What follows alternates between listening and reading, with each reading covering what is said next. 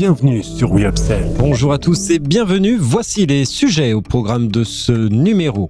Nutella rabie ses pots aux couleurs des régions françaises, Sudesol lance 5 références salade bar, la Phocéenne Cosmétiques s'offre les laboratoires Vendôme, avec son baladeur interactif Flamme, l'Uni veut raconter des histoires aux plus grands. Enfin, chiffres et marchés, produits de grande consommation, les chiffres d'avril 2023. Voici l'heure de la Update News de We Upsells et c'est un plaisir de vous accompagner pour ce récapitulatif de l'actualité de la semaine autour des sujets de la distribution, de la relation client ou du fil d'advocacy. Avec le soutien d'Upsells, force de vente supplétive, nous traiterons des tendances, des derniers chiffres et nouveautés. On se retrouve juste après ça. Update News, l'actualité conso et action commerciale de We Upsells. Tous les vendredis, un rendez-vous animé par Benoît et proposé par Upsell, spécialiste de la force de vente externalisée et supplétive.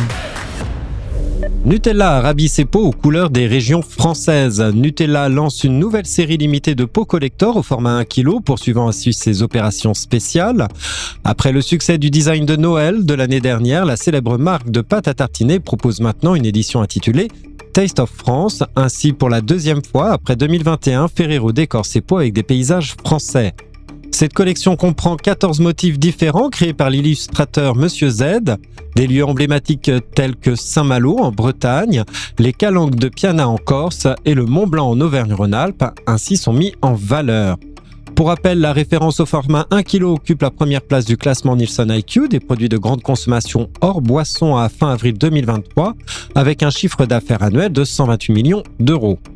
Nutella continue sa stratégie basée sur des éditions spéciales agrémentées d'une touche artistique et ludique qui séduisent les consommateurs, devenant ainsi de véritables objets de collection. Sudesol lance 5 références salade bar.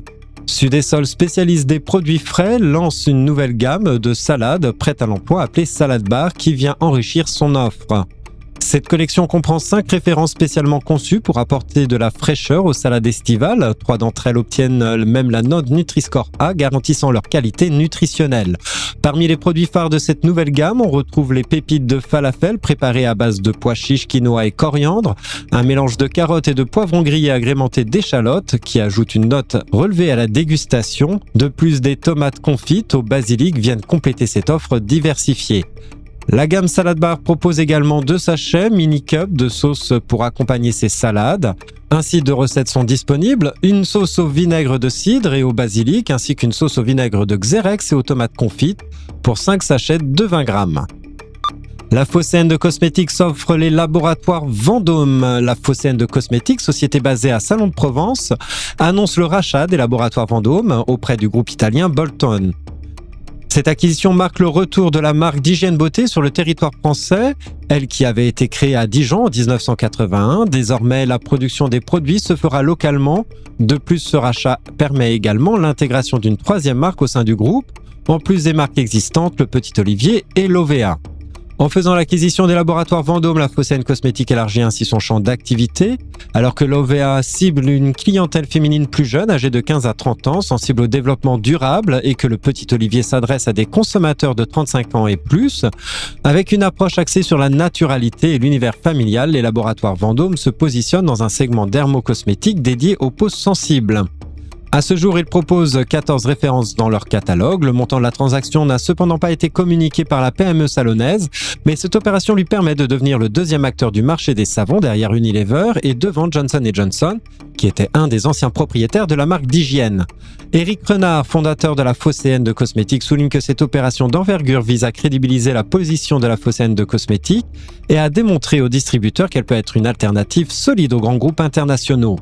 En plus de cette acquisition, Éric Renard prévoit de relancer complètement la marque dès fin avril 2024 en proposant de nouvelles formules et un packaging revisité. La société envisage également de développer la marque à l'international avec l'objectif long terme de 50% de son chiffre d'affaires qui serait en provenance des exportations.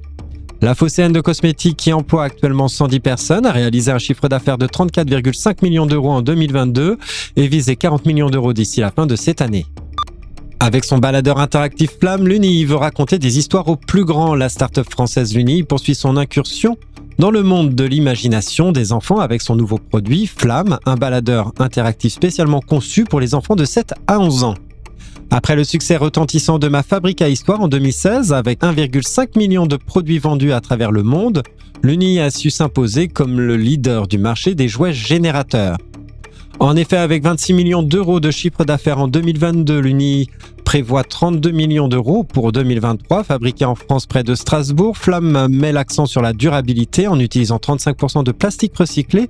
Sous son apparence rétro, rappelant les consoles de jeux des années 90, Flamme est en réalité une conteuse d'histoires interactive, offrant davantage de fonctionnalités que Ma Fabrique à Histoire. Équipée d'un écran, cette dernière permet aux enfants de choisir facilement leur histoire et d'interagir avec elle. Les enfants pourront ainsi se plonger dans des histoires combinant narration et jeux de rôle. Pour ce lancement prévu à Noël, Flamme sera proposée avec 10 histoires d'une durée de 2h30 chacune, dont 2 seront incluses dans l'appareil. Enfin, pour finir, chiffres et marchés, produits de grande consommation, tous les chiffres du mois d'avril 2023. Le deuxième trimestre démarre moins durement pour les volumes PGC-FLS que le premier ne l'a terminé. En effet, pour rappel, les volumes ont chuté de 4,8% sur les 3 premiers mois de l'année. En avril, la baisse est importante, mais néanmoins inférieure à 3,5%. Il ne s'agit toutefois pas d'une amélioration, mais plutôt d'un effet historique d'avril 2022 qui était déjà très négatif sur les volumes, avec moins 5% quand le premier trimestre 2022 était encore assez modéré sur ce critère avec moins 2,1%. Au global, des 4 mois de l'année, des volumes PGC-FLS sont au niveau de ceux de la même période qu'en 2019. Derrière ces stabilités globales, toujours une situation très différente entre le DPH, volume de 7% inférieur à 2019, et l'alimentaire, volume de 4% supérieur.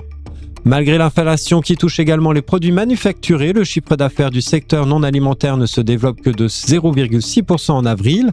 Sur les 4 premiers mois de l'année, c'est même une baisse de 0,8% que le rayon affiche.